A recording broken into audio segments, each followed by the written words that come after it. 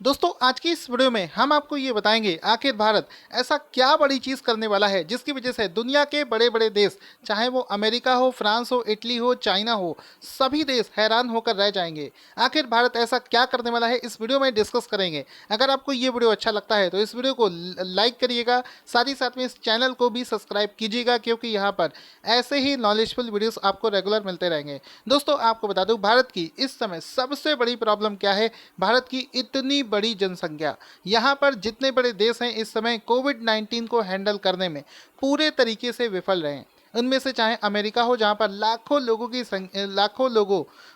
लोग मारे जा चुके हैं, चाहे वो फ्रांस हो, अमेरिका हो, या फिर कोई भी बड़ा देश अगर आप उठाकर देखेंगे, चाहे वो चाइना हो, हर देश में मौतों की जो संख्या है वो लाखों के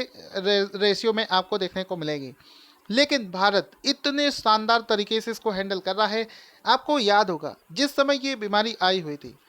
डब्ल्यूएचओ ने अनाउंस किया था भारत की पॉपुलेशन इतनी ज़्यादा है कि इतनी बड़ी पॉपुलेशन में अगर ये बीमारी फैलती है तो भारत पूरी तरीके से बर्बाद हो जाएगा। लेकिन इसके बावजूद भी भारत ने, प्रधानमंत्री मोदी जी ने इसको बहुत ही शानदार तरीके से हैंडल किया है, जिसकी वजह से न केवल इंडिया में, पूरी दुनिया में इसकी तारीफ हो रही है। हाल ही में अमेरिका की एक कंसल्टेंसी है जिसने एक सर्वे किया था और उस सर्वे में उसने बताया था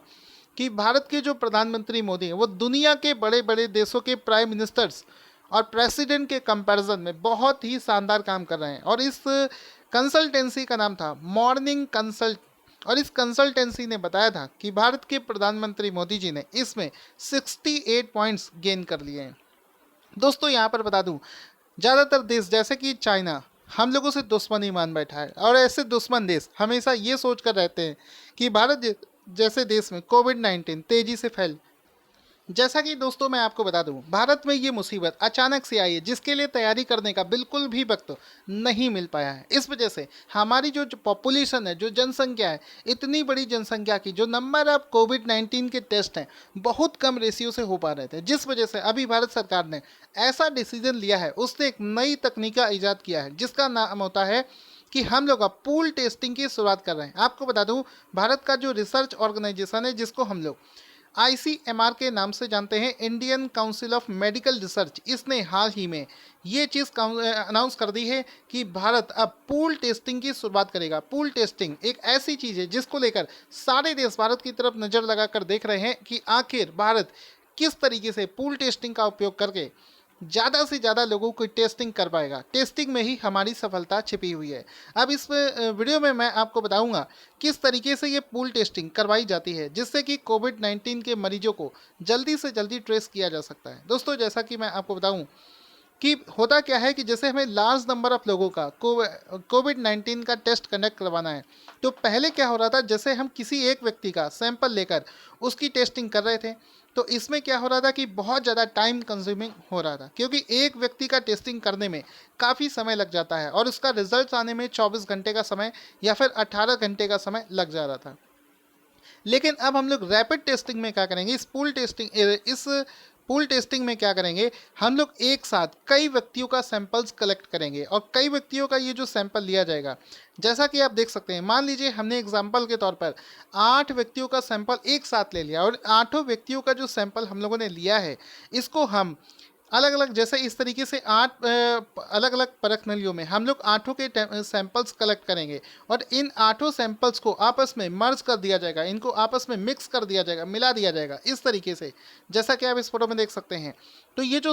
एक सैंपल सिंगल सैंपल तैयार हुआ, इसमें क्या होगा, इसमें 8 व्यक्तियों का सैंपल होगा। अब हम लोग सिर्फ एक सिंगल सैंपल की ही टेस्टिंग कर लेंगे। जैसे कि पहले हम लोगों को अलग अलग 8 व्यक्तियों का सैंपल टेस्ट करना पड़ता था जिस वजह से लैब में एक लंबी क्यू बन जा रही थी। अब क्या करेंगे, एक सिंगल टेस्ट से हम ये पता कर पाएंगे कि ये टेस्ट पॉजिटिव है या नेगेटिव है। अब आपके मन में सवाल आएगा, सर किस तरीके से, तो इसका देखो आंसर मैं आपको बताता हूँ कि मान लीजिए इस पूरे जो ये टेस्ट हुआ है इसका रिजल्ट अगर नेगेटिव आता है, इसका मतलब है कि इस 8 ग्रुप में किसी भी व्यक्ति को कोरोना वायरस का संक्रमण नहीं है। इस केस में हम लोगों ने बड़े ही कम समय में इन सभी को वेरीफाई कर दिया कि इनमें से कोई भी बीमार नहीं है। इन केस इस टेस्ट का रिजल्ट पॉजिटिव आ जाता है तो उस केस में हम लोग क्या करेंगे? उस केस में हम लोग क्या करेंगे कि एक एक करके सभी व्यक्तियों का टेस्ट हम लोग कंडक्ट करवा देंगे, उनमें से किसी एक व्यक्ति को कोरोना वायरस होगा। इससे क्या हुआ, हमारा लार्ज नंबर ऑफ अमाउंट का जो टाइम है वो बच जाएगा। हम लोगों को ऐसे व्यक्तियों का सैंपल नहीं लेना पड़ेगा जो कि नेगेटिव पाए गए थे। इस मेथड का जब से हम लोगों ने यूज़ करना शुरू किया है, उत्तर प्रदेश को हाल ही में इसकी स्वीकृति मिल गई है और इतनी तेज़ी से हम लोगों को सैंपल कर रहे हैं, दुनिया हैरान है। फ्रांस, इटली, रसिया, चाइना, बड़े बड़े देश ये सोच रहे थे कि भारत इस बीमारी की पूरी जो कह सकते हो नस्ल है वो भारत पर डिपेंड करती है, क्योंकि भारत जैसे बड़े देश में अगर ये बीमारी रुक गई तो मानिए दुनिया भर में फिर से ये बीमारी फैल जाएगी।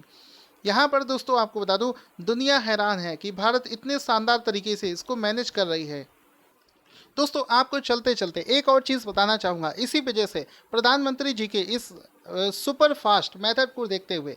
जिस तरीके से कोविड-19 को यहाँ पर हमारे पीएम मैनेज कर रहे हैं, उसको देखते हुए अभी भारत में एक सर्वे किया गया था, जिसमें कि पूरे देश के अंदर ये जो सर्वे किया गया इसमें ऐसा पाया गया है कि पूरे देश के अंदर 93.5% लोगों ने प्रधानमंत्री मोदी जी के प्रति अपना विश्वास जताया है। तो इसका मतलब है देश में अच्छा काम हो रहा है और जल्दी ही चाहेंगे तो हम दुनिया के बड़े बड़े देशों को पीछे छोड़कर कोरोना वायरस को पूरी तरीके से भारत में समाप्त कर देंगे। इस पर हम विजय हासिल करके रहेंगे। अगर आप सब लोग भी अंदर अपने जज्बा रखते हैं इस कोरोना वायरस से फाइट करने के लिए, तो इस वीडियो को ज़्यादा से ज़्यादा लाइक करें, कमेंट करके बताएं आप क्या सोचते हैं और इस वीडियो को ज़्यादा से ज़्यादा लोगों के बीच में शेयर करना भी ना भूलें।